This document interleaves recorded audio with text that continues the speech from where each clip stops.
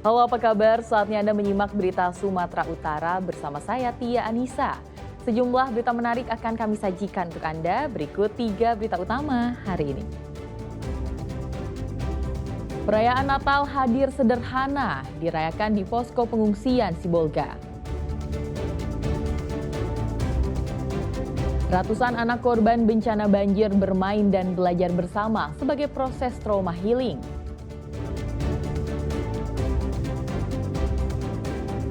Arus penumpang di Bandara Internasional Kuala Namu, Kabupaten Deli Serdang terus meningkat, capai 160 penerbangan.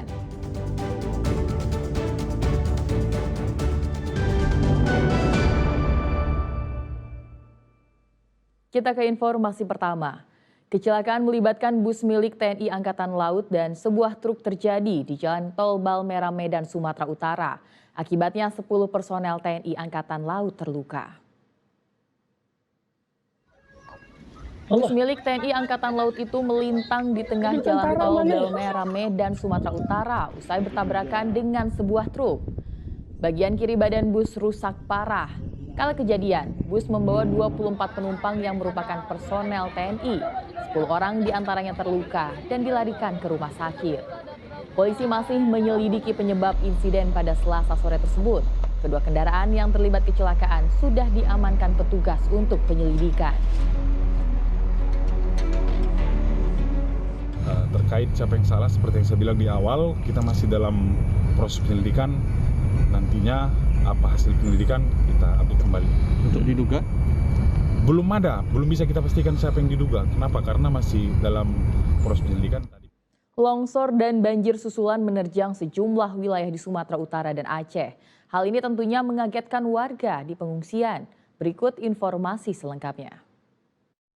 Allahu Akbar. Ya Allah. Mohon siaga yang di bawah. Di tengah penanganan bencana, warga kembali dikagetkan banjir susulan yang disertai lumpur dan bebatuan dari hulu Sungai Batang.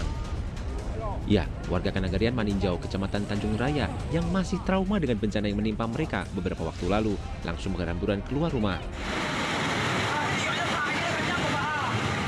Apalagi lumpur datang secara tiba-tiba saat cuaca cerah. Petugas pun langsung mengerahkan alat berat untuk bersihkan jembatan penghubung Sungai Batang yang tertutup lumpur. Kondisi yang sama juga terjadi di Kampung Batu Busua, Kota Padang, Sumatera Barat pada Selasa malam. Banjir datang tiba-tiba merendam permukiman dan akses jalan saat hujan deras mengguyur.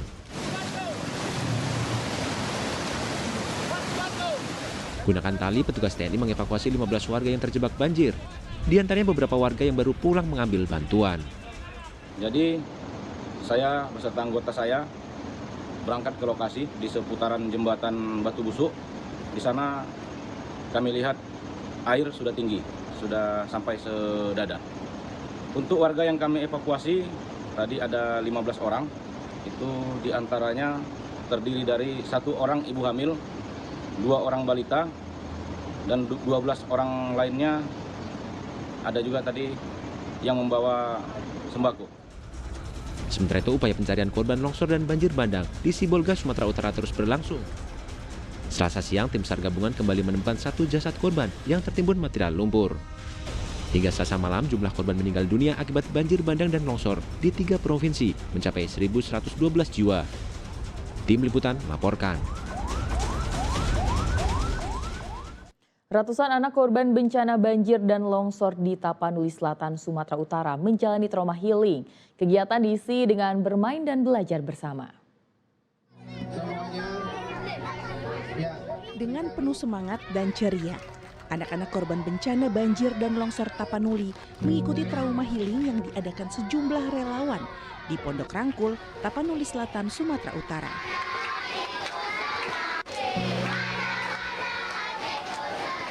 Anak-anak menjadi kelompok paling rentan pasca bencana.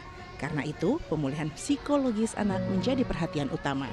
Ini dengan bola seperti ini, 1 minimal kondisi psikologis dan juga pendidikan anak-anak terutama dan juga ibu-ibu juga itu terdukung dan mereka segera bisa paling nggak secara psikologis dulu normal nih. Secara psikologis normal mereka mendapat ketenangan, kenyamanan bahwa kemudian infrastruktur hunian sementara tidak tetap sebagainya. Ini proses nih. Sambil menunggu proses itu mereka mental harus segera pulih dulu. Kegiatan trauma healing diisi dengan belajar, bermain, dan bernyanyi bersama. Tak hanya anak-anak, sejumlah relawan juga memberikan trauma healing kepada ibu-ibu korban bencana. Rizky Ramadan melaporkan dari Tapanuli Selatan, Sumatera Utara. Di saat sebagian umat Kristiani merayakan Natal dengan sukacita, di Sibolga, Sumatera Utara, Natal hadir dengan kesederhanaan. Di tengah bencana, warga melakukan ibadah di posko pengungsian.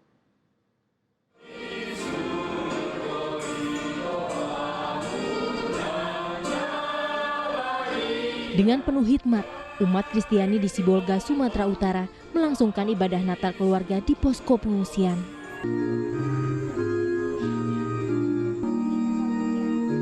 Jemaat merayakan Natal di posko sederhana karena rumah mereka porak-poranda usai diterjang banjir bandang dan longsor pada November lalu.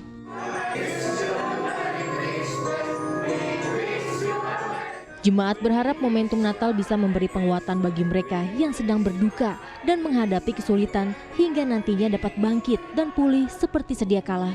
Kalau bisa kado Natalnya diberikan sama Tuhan Yesus, terkhusus kepada korban, tabahlah. Terutama yang ada korban jiwa, maunya diberikan kekuatan, segera bangkit. Tim Liputan melaporkan. Jadi kita di lokasi